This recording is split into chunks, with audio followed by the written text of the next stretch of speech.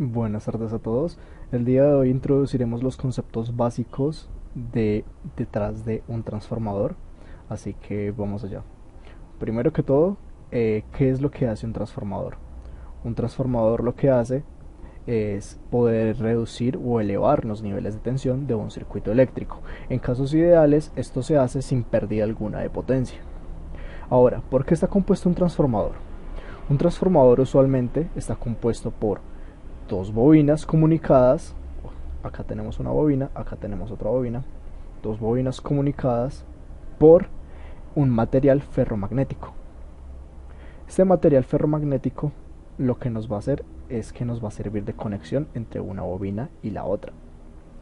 Ahora, ¿cómo es que se produce este proceso de elevación de tensión o reducción de tensión en un transformador? Para esto nos vamos a aplicar a la ley de Faraday. Lo primero que necesitamos para la ley de Faraday es un inductor o una bobina, como ya lo habíamos mencionado dentro del transformador. Y la ley de Faraday lo que nos dice es esto. Primero, que si tenemos una bobina en un campo magnético, cualquier cambio, cualquier variación que haya en este campo magnético sobre la bobina nos va a generar un voltaje, o lo que algunas personas llaman fuerza electromagnética inducida. La relación que está aquí es la relación con la cual se puede calcular este voltaje, que es el número de espiras por la variación del campo magnético que tenemos con respecto al tiempo.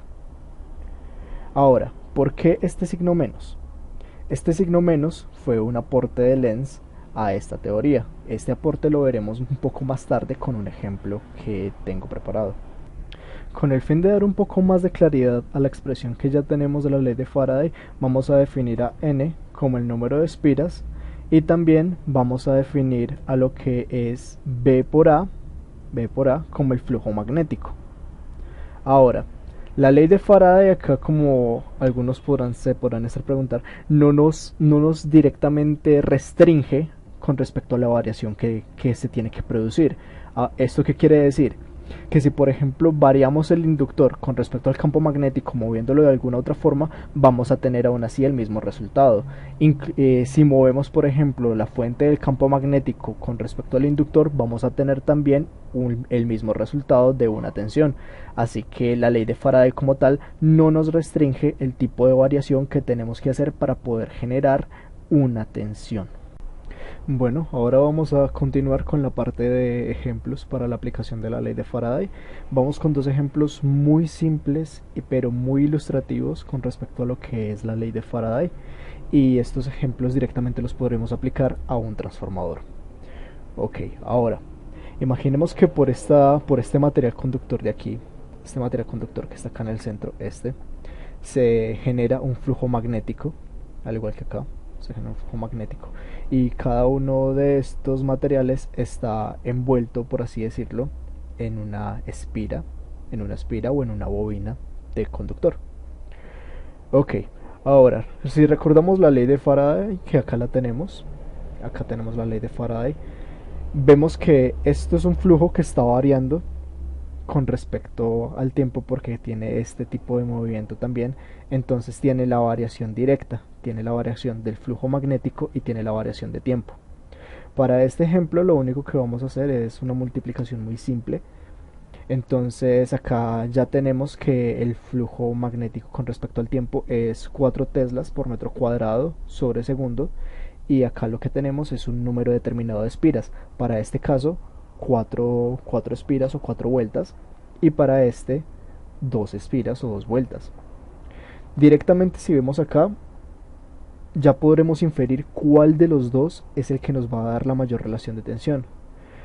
Ya suena un poco obvio, pero el de 4 nos daría una mayor relación de tensión, debido a que este factor es el que multiplica toda la expresión. Así que mientras más espiras tenga, mayor va a ser la tensión que nos va a generar por ley de Faraday.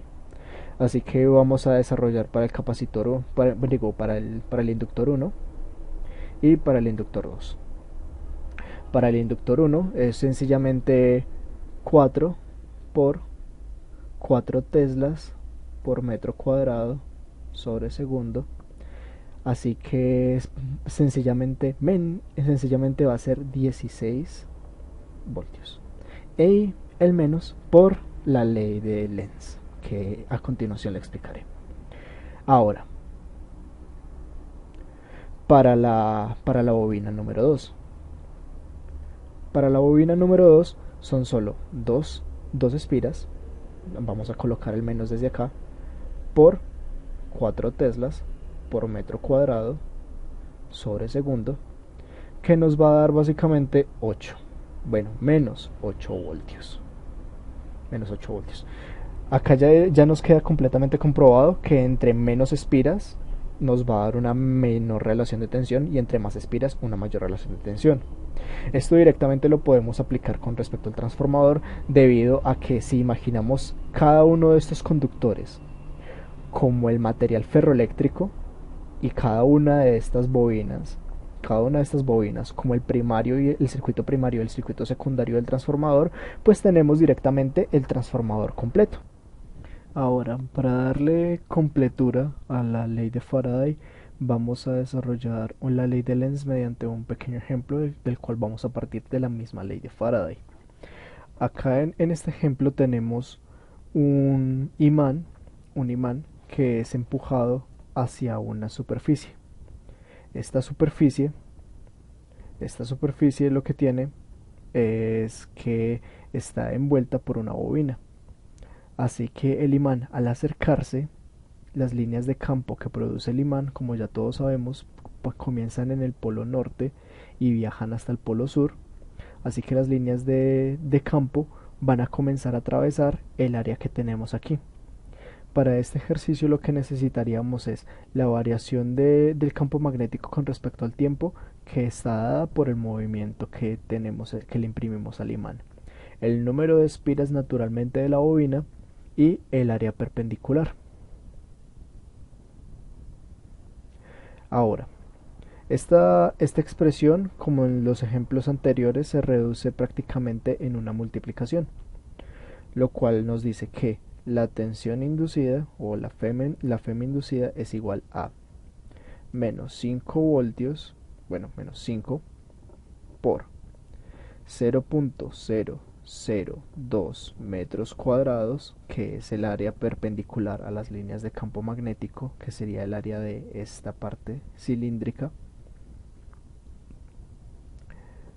por la variación del campo magnético, que son 0.4 teslas sobre segundo. Listo. Aquí ya tenemos que esta variación de voltaje es igual a 0.004 voltios, menos 0.004 voltios. Ahora, acá no es un poco claro porque tenemos este menos. Pero para explicarlo nos vamos a basar en dos casos completamente distintos.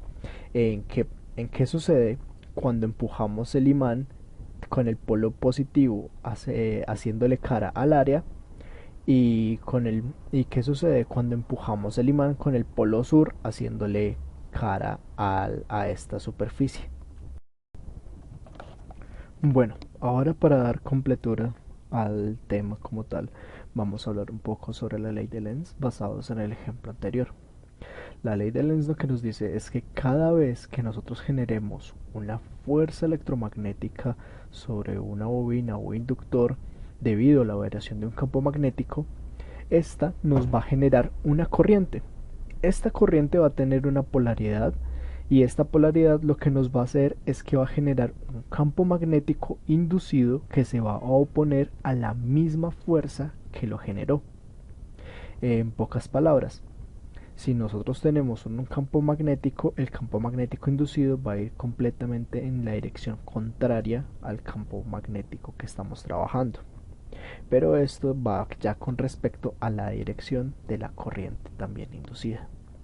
Ahora vamos a analizar unos 4 casos, 2 casos con el polo norte y 2 casos con el polo sur de un imán con respecto al ejemplo anterior. En este caso lo que vamos a hacer es que vamos a acercar el imán hacia esta superficie, hacia esta área perpendicular. . Las líneas de campo naturalmente van a salir desde el polo norte del imán, algunas van a penetrar todo el material, van a salir por este lado, y nosotros estamos alterando el campo hacia la izquierda, así que esto nos va a tener un delta V hacia la izquierda y esto va a tener un campo magnético como tal hacia la izquierda también. Esto nos va a generar una corriente. La corriente va a tener un flujo en esta dirección con respecto a la espira, siendo este el terminal positivo y este el terminal negativo. Así que sí, teniendo esta dirección, acá es muy transparente hacia qué lugar va la fuerza va la fuerza del campo magnético inducido. El campo magnético inducido iría hacia la derecha. Subí. Ahora vamos a analizar el siguiente caso. El siguiente caso lo que vamos a hacer es que vamos a alejar nuestro polo norte de la superficie. Entonces nuestro delta V va en esta dirección. Las líneas de campo siguen teniendo la misma orientación, así que estas líneas siguen teniendo la misma orientación. Pero ¿qué nos va a cambiar ahora? Lo que nos va a cambiar ahora es la dirección de la corriente. Este terminal se nos va a volver un terminal positivo y este terminal se nos va a volver un terminal negativo.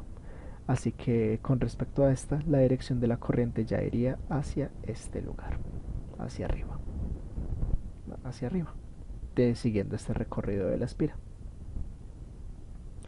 Ahora, teniendo ya la dirección de la corriente, podemos inferir ya un poco por ley de la mano derecha que el campo magnético inducido que nos genera esta corriente va a ir hacia la izquierda. B inducido. Por último, vamos a analizar los casos que se tienen en cuenta con el polo sur del imán. Lo que vamos a hacer para este caso, por ejemplo, es que vamos a estar retirando el imán de nuestra superficie. Como ya sabemos, las líneas de campo seguirían esta orientación. El delta V, la varianza del campo magnético, iría en esta, y el campo magnético como tal iría en esta dirección.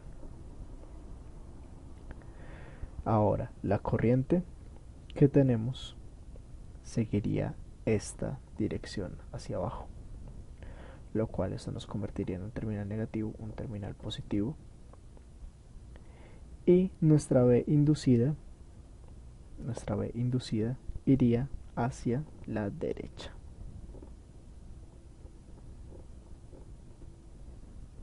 B inducida. Listo. Ahora vamos a analizar el último caso. El último caso en el cual nosotros vamos a acercar el polo sur del imán hacia la superficie perpendicular.